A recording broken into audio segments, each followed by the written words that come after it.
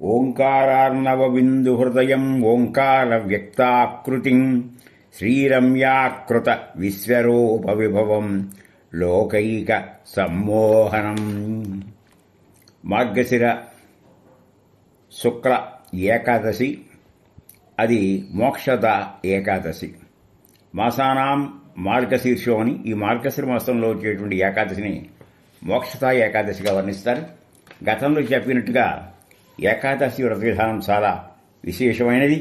మనం 3 రోజులు చేయాల్సినటువంటి వ్రత విధానం. దశవిరాత్రి పూర్తి బ్రహ్మచర్యం పాటించి తినే భోగవస్తు దూరంగా ఉండాలి, కాలకృత్యాలు తీర్చుకోవాలి. అలాగే ఓం నమో భగవతే వాసుదేవ అని చెప్పి ఆ యొక్క దశమి రాత్రి అంతా జాగరణ చేయాలి. అది చేసిన దరిమిల ఏకాదశి 3 రోజులు ఆచరించాలి. అంటే దశమి, ఏకాదశి, ద్వాదశి. ఒకప్పుడు 3 తిథులు కూడా కలిసి వచ్చేటువంటి విషయాలు కూడా వస్తూ ఉంటాయి. ఏకాదశి నాడు ఇంట్లో చీపురుతో చెమ్మకూడదు. చెయ్యకూడని పనులు చేయటం అనేది కొంచెం కొన్ని ఇబ్బందులు. అలాగే దశమి, ఏకాదశి, ద్వాదశిలో కొన్ని పదార్థాలు వాడరాదు. గాజు పాత్రలు, మాంసము, వెల్లుల్లి, ఉల్లిగడ్డలు, ముఖ్యంగా పప్పు పదార్థాలు తినకూడదు, వాడకూడదు. సాయిపప్పు, మినప, ఆకుకూరలు, తేనె. మరి ఇంక ఏం వాడాలి?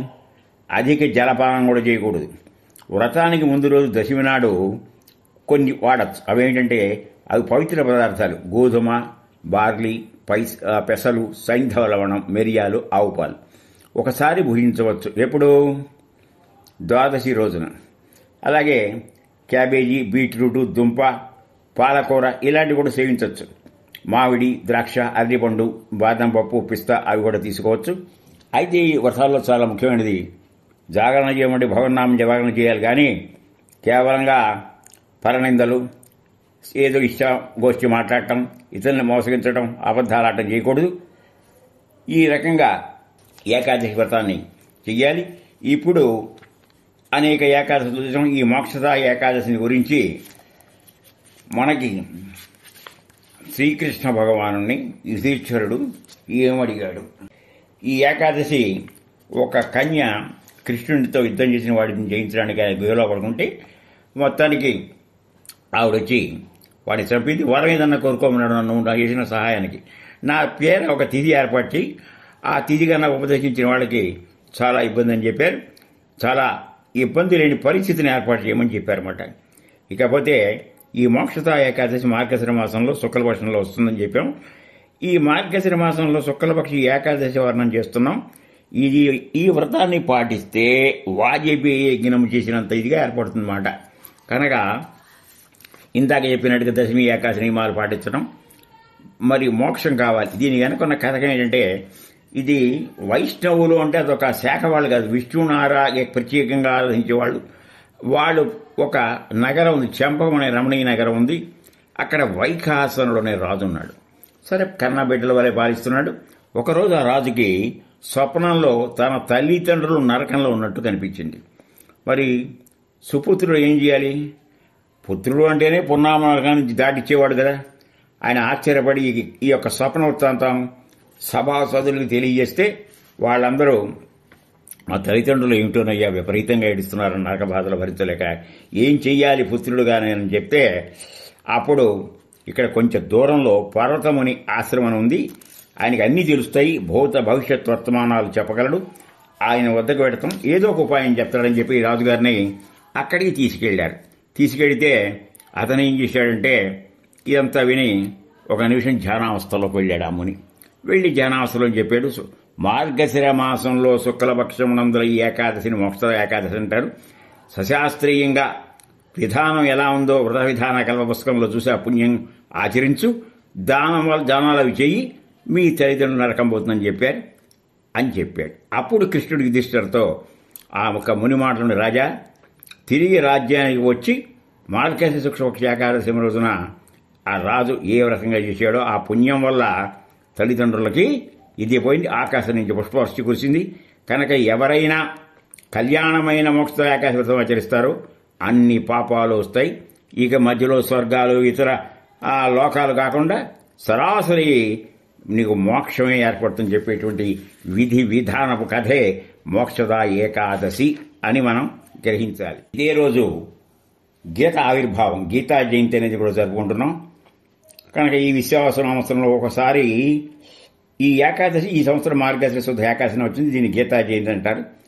ఇప్పటికీ గీత ఎప్పుడు ఆవిర్భవించిందని చెప్తే ఈ సంవత్సరం ఈ విశ్వాసం ఈ ఏకాదశి రోజుకి 2051 సంవత్సరాలు అయింది గీత ఉద్భవించి. అంటే ద్వాపరయుగం దాటి కలియుగంలోకి వచ్చాం. బెంగాలీలో ఒక నానుడు ఉంది, గీత తిరగండి తాగి. తాగి అంటే త్యాగం అని ఒక అర్థం. ఎంత గానం చేస్తారో వాళ్ళని తరింపజేసేదే గీత. కృష్ణ పరమాత్మ 2 గానాలు చేశాడు. చిన్నప్పుడు వేణుగానం, పెద్దప్పుడు గీతాగానం. ఈ గకారంలో చాలా గొప్పతనం ఉంది. ఏమిటంటే దీని గకార చతుష్టం అంటారు. 4 గాయత్రి, గీత, గంగా, గోవింద. మొదటిది గీత, తర్వాత గంగా, ఆ తర్వాత గాయత్రి, గో శబ్దం నుంచి వచ్చేది మనకి గోవిందుడు.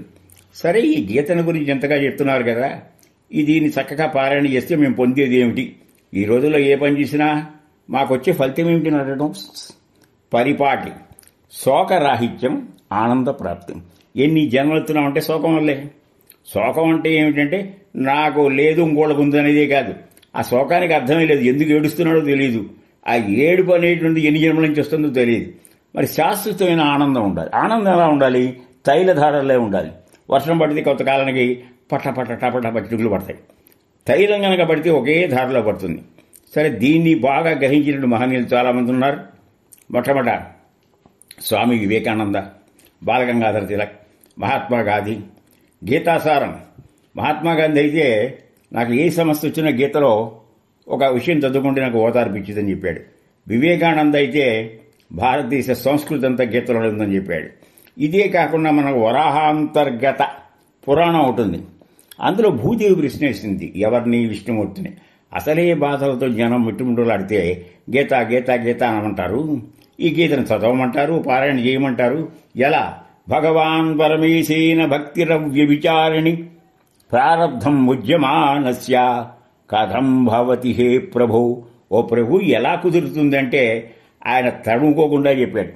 ప్రారబ్ధం ఉద్యమాన్యో అపి, ప్రారబ్ధం అనుభవిస్తున్నా మనం చేసే కర్మ లొత్తం అవుతుంది, తగ్గుతుంది. రామ రామ రామ అంటే అన్ని రాముడే చూసుకుంటాడు. దీనికి చాలా నిదర్శనాలు మనకి భక్తుల్లో చూసాం మనం. ఎటువంటి భక్తులంటే విడదీయని వాళ్ళు. తల్లి లేక తండ్రి లేక దయ పైనుంచి కిందకి కురుస్తుంది అంటే యాంగిల్ ఆఫ్ డిప్రెషన్. భగవంతుని గురించి ఎదురు చూస్తూ పైకి చూడటం భక్తి, పైనుంచి కింద చూడటం వాత్సల్యం. ఈ తేడా తెలుసుకోవాలి. అలాగే యానీ బెసెంట్ దీన్ని ఆస్వాదించి ఆనందించి సెలెస్టియల్ సాంగ్స్ అని చెప్పి, దివ్య గీతాలని చెప్పి ఆంగ్లంలోకి మ్యాక్స్ మల్లర్ ట్రాన్స్లేట్ చేశారు. అసలు ఏమిటి భగవద్గీత ఇచ్చేదంటే ఏ పని చేసినా నిష్కామంగా చెయ్యి, ఏ కోరికని ఆచరించకుండా కర్మనాచరించు. కనుకనే ఇంత మేధో సంపన్నత కలిగినటువంటి ఈ భారతదేశంలో శంకర భగవత్పాదుల వారి యొక్క మేధస్సు, జనకుడు ఆయన ఏదో మహారాజు, ఆయన గురించి ఇంకో రకంగా కర్మాచరణ ఎలా చేశాడు. ఒక కాలు గుంపట్లో పెట్టాడు, వెనకాల వింజామరలు ఇస్తారు. అర్థం తెలియక సుకుడు ఇబ్బంది పడ్డాడు. అలాగే బుద్ధుని యొక్క కారుణ్యం, సమస్త సంపదలు వదిలి అన్నింటి కింద కారుణ్యం చూపించడం, ఈ ముగ్గురి యొక్క స్ఫూర్తి కూడా మనకు కనబడుతుంది. ఇందులో మీకు అందరికీ తెలుసు 700 శ్లోకాలు, 18 అధ్యాయాలు. 6 అధ్యాయాలను కలిపి షట్కం అంటారు. అంటే మొట్టమొదటి కర్మయోగం, భక్తి యోగం, జ్ఞానయోగం. కంప్యూటర్ సైన్స్ వాళ్ళు అన్నారు డబ్ల్యూడబ్ల్యూడబ్ల్యూ అన్నారు. డబ్ల్యూ అంటే వర్క్, ముందు పని చేయి. ఎలా చేయి? ఏడుస్తూ చేయడం కాదు. ఏ పని చేసినా చక్కగా కర్మని ఆనందంగా చేయి. యజ్జత్ కర్మ కరోమి దత్తదఖిలం శంభోతవారాధన అంటూ చేయి. వర్క్ను వర్షిప్గా చూడు. అది క్రమక్రమంగా అలవాటు పడి అది చెయ్యలేకపోతే ఉండలేని స్థితి వస్తుంది. అదే భక్తి యోగం. భక్తిలో మనం గనక అలా అలా అలా చేసిపోతే ఎక్కడ చూసినా అనోరణీయాన్ మహితో మహీయాన్ అని చెప్పి కనబడుతుంది. దూరంలో కర్రలో ఎక్కడ చూసినా అది సారూప్య భక్తికి ఇదవుతుంది. చివరికి ఒక స్థాయిలో జ్ఞానంగా స్థిరపడుతుంది. ఈ డబ్ల్యూడబ్ల్యూ కాకుండా స్థిరపడ్డ జ్ఞానం క్రమంగా ఏమవుతుందంటే వైరాగ్యానికి దారి తీయాలి అనే విషయాన్ని మనం చూస్తున్నాం. గీతాధ్యయనం అనేది అది ఏదో కాదు. సరిగ్గా అధ్యయనం చేసి విశ్వాసం పెడితే మన నుదిటి వ్రాత మార్చేటువంటి ఏకైక సాధనం. అనేక గీతలు ఉన్నాయి.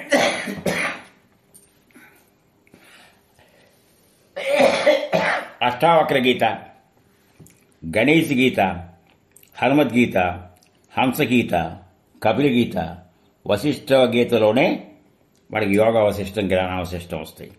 ఒకసారి హడావుడిగా రాముడు వెళ్ళి ఆ యొక్క వశిష్ఠుడి యొక్క తలుపులు కొట్టేట. ఎవరెవరు ఉన్నట్టు ఆయన లోపల నుంచి. ఈయన నేను నేను అంటున్నట్ట. అది నేను నేనంటావు, ఎవరెవరు అంటట ఆయన. అది తెలుసుకోవడానికే వచ్చాను అన్నట్టు ఈయన. అట్ట జ్ఞాన మార్గంలో దొరుకుతుంది. ఈ భగవద్గీత ఈనాడు మనం ఇన్ని సంవత్సరాల నుంచి చెప్పున్నామే, అదే కృష్ణ గీత. ఆ గీతే మన నుదుట వ్రాత మార్చే ఏకైక గీత కృష్ణ గీత. అందువల్ల పార్థుని నెపముగా చేసుకుని అనేక రకమైనటువంటి రాక్షసులు చెప్పాడు. అది ఎవరు విన్నారు? టెక్క మీద హనుమంతుడు విన్నాడు, వ్యాసుడు విన్నాడు, మరి సంజయుడు విన్నాడు, మరి అర్జునుడికి చెప్పబడింది. ఎవరు చెప్పినా ఎవరి దీని గురించి తెలుసుంటే ఆశ్చర్యపోతారు మీరు. ఒక కృష్ణుడికే సంపూర్ణంగా తెలుసు, చెప్పిన వాడికి. విన్నవాళ్ళు నిమిత్త మాత్రులే. యుద్ధం అంతా అయిపోయాక ఇంకోసారి చెప్తామంటే చెప్పనన్నాడు కృష్ణుడు అర్జునుడికి. ఎందుకంటే ఒక యోగమాయ కల్పించుకుని నీకున్నటువంటి అప్పటి ఈ యొక్క పూర్వతాపాన్ని తగ్గించి కార్యోన్ముఖుడుగా చేయటానికి నేను ఇచ్చినటువంటి విచికిత్స అది మళ్ళా సాధ్యపడదు, విన్నది ఏది చెడిపోదు అని చెప్పేటువంటి సందేశం ఈనాడు ఆమస్తమానం భారతదేశంలో అన్ని భాషల వాళ్ళు, అన్ని ప్రాంతాల వాళ్ళు భగవద్గీత పరమ పవనోపేత అని చెప్పి గీతా ఉత్సవాలు, గీతాధ్యయనాలు ఇవన్నీ జరుగుతున్నాయి. లోకా సమస్తా సుఖినో భవంతు. శాంతిరస్తు, పుష్టిరస్తు, తుష్టిరస్తు. హరి ఓం.